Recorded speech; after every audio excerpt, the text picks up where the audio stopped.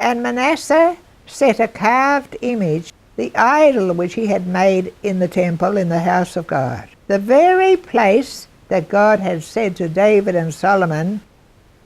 We are going to look into the kingship of Manasseh after he became king. We have already mentioned his evils and perversions as have been described in video 1. He was a most evil king. And we read about him in 2 Chronicles chapter 33.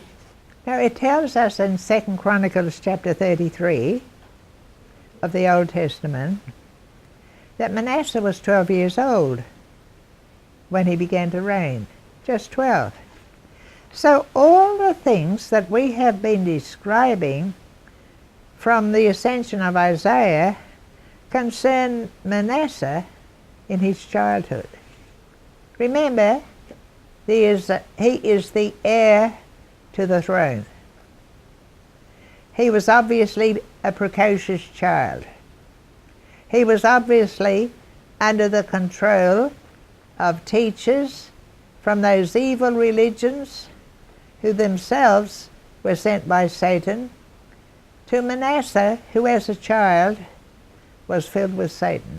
Now, I don't know what Hezekiah, his father, thought of him, but he was his only son. He's the heir to the throne.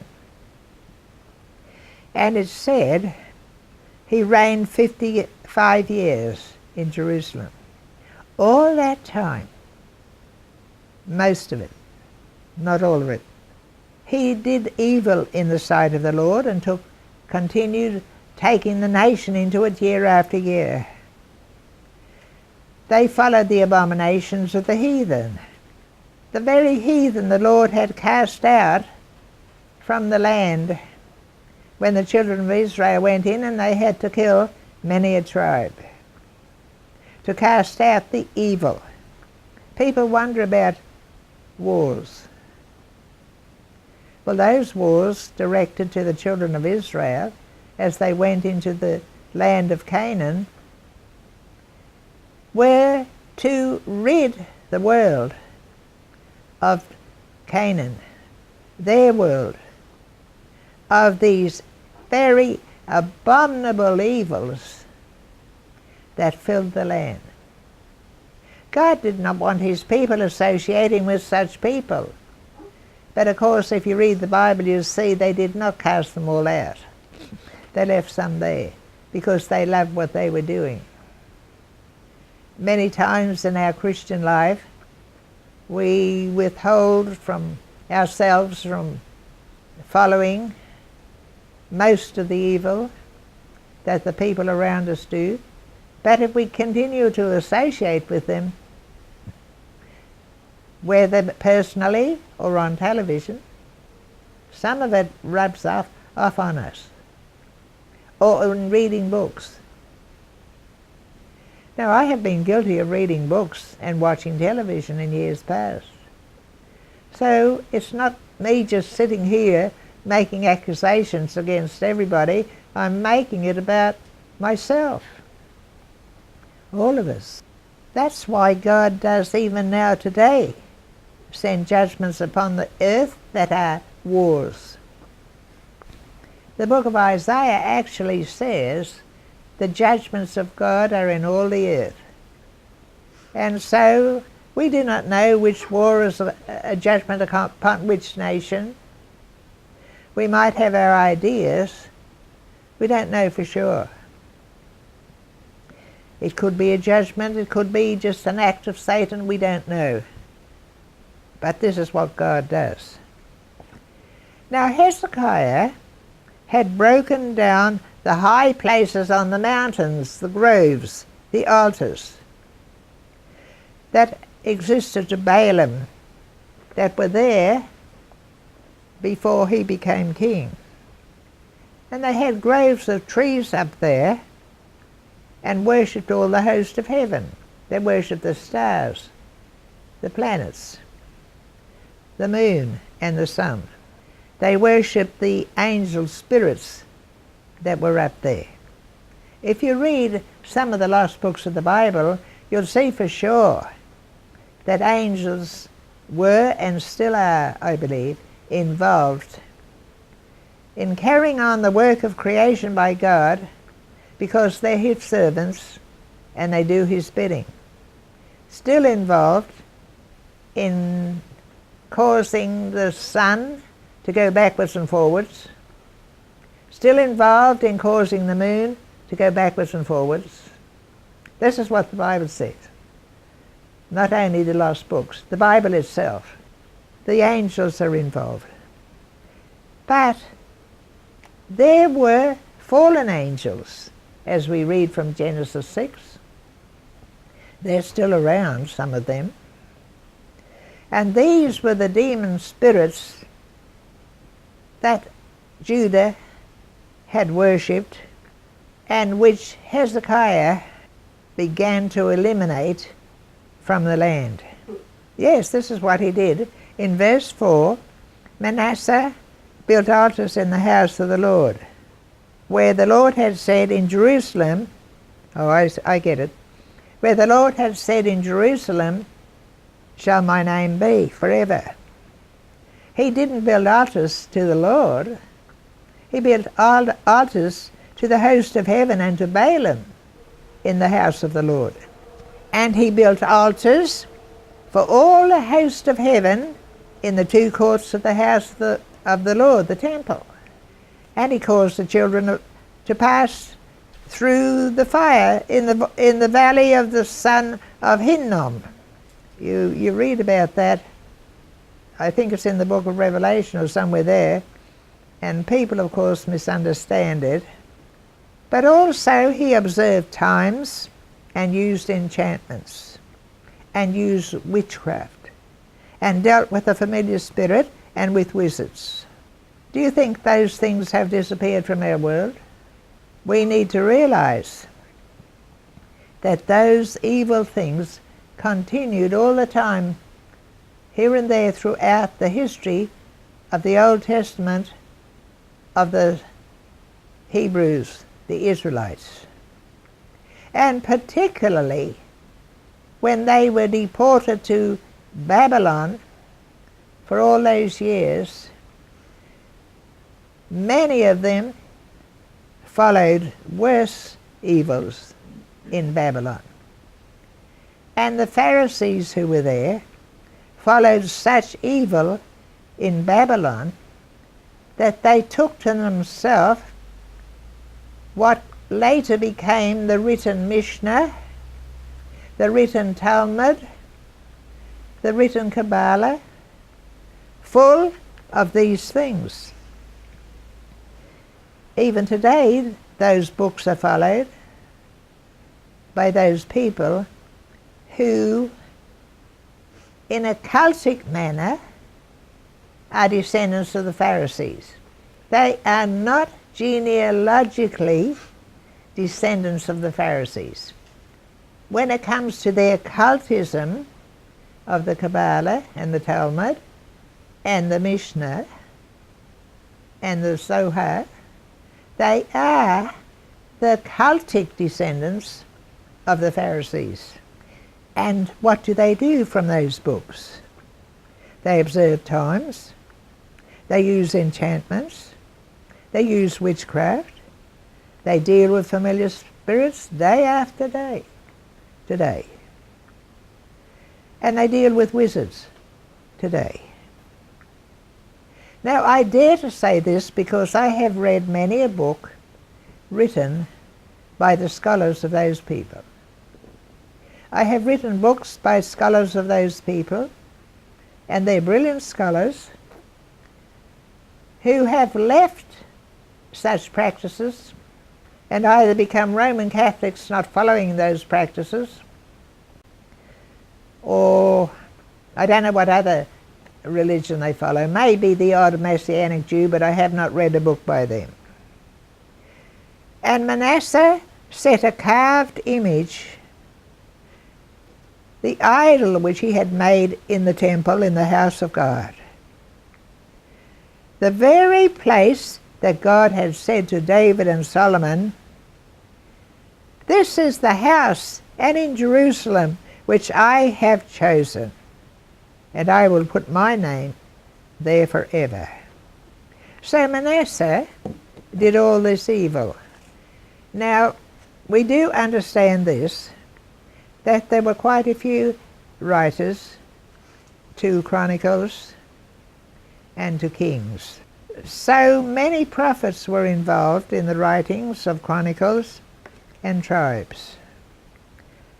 There was Hosea, who wrote under Hezekiah, and there was someone who used a recorder, and there were others.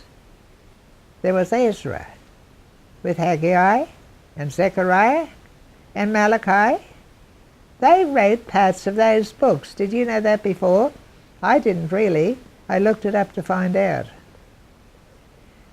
Now that's interesting, because when you just read the books of Kings and Chronicles in the Bible, generally you're so involved in reading it you don't bother to look up who wrote it. Different ones wrote it. And so those books that you read in the Old Testament, the books of the Kings and the books of the Chronicles, were written over quite a wide period of time. And it's good and important to understand that. Now what we need to realize is this, that what we have in our Old Testament is a translation from the Masoretic Hebrew, and not a translation from the Hebrew in which Moses and the other writers of the New Testament wrote. That's why it's important for us to follow the Septuagint, because it is the because the Septuagint is the only translation we have from the words and writings of Moses and all the other prophets throughout the Old Testament. Possibly there were others before it, but we don't have them. But the Septuagint was translated from the Hebrew in which it existed, of which we do not have a copy in the world, and it was translated by 72 Jewish scholars around BC 300. Josephus is supposed to have seen the Hebrew Old Testament, we call it Old Testament, which existed before that, but it does not exist today. Now the strange thing is, to evangelicals, that the Eastern Orthodox churches do not follow the translations of the Masoretic text, and we do. They do not love those people like we do. And yet we evangelicals, Pentecostals, Charismatics, Fundamentalists think we are so much better than the Eastern Orthodox churches. In some respects we are. They say salvation is in their Orthodox church. That is a lie of the devil. We do say salvation is in Jesus Christ. But while they say salvation is in their church, they also throw out all Judaism. We have not thrown it out. We have taken Judaism to our hearts, as has existed from the beginning of the 2nd century, but that has been added to by scholars. The first one I know who added to it was Beliar, and then Laconza, who gave us the end-time doctrines from themselves. And the Old Testament we have, even though it's full of good material, cannot totally be relied upon. We need to get a Septuagint. We can rely upon that 98%, I'd say. So this was the kind of person that Manasseh was. He was the most evil of evil kings, whose childhood was steeped in being controlled by Satan himself and in being taught by all the sages of those cults, those heathen religions, that paganism. It filled his life. And to tell you the truth, I don't know what his father was doing, but I think we would find that in Eastern courts, the upbringing of a child was not the responsibility of the king father, but of those he appointed to do it. And we find this idea in the book of Galatians, where the Apostle Paul said, the law was our tutor to bring us to Christ. He was speaking about the tutor that was engaged even in those days of the Romans by the owner of the house to bring up his son, to rear him, to show him their ways. And what were their ways? Paganism. The Roman Empire consisted of the paganism of Babylon, the paganism of the Medes and Persians, plus the paganism of Greece, plus their own Roman paganism. How more pagan and heathen and evil could a people become under that situation? Well, the tutors from those evil empires, religions that the Romans added to theirs, reared their sons.